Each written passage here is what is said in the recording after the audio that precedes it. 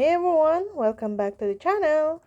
Today I will show you how to add a YouTube video on Wevideo. So first, all you have to do is go Google Chrome and type for wevideo.com. If you are not logged in here, you need to sign in with your account.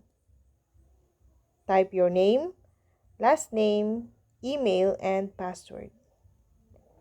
Then you need to go on the right side and tap for dashboard. Next, tap login with your email address.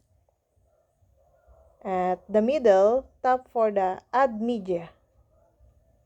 Then tap browse to select.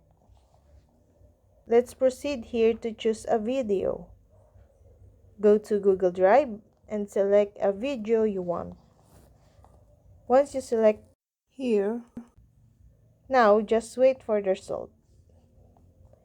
That's all. For more videos, subscribe to our YouTube channel.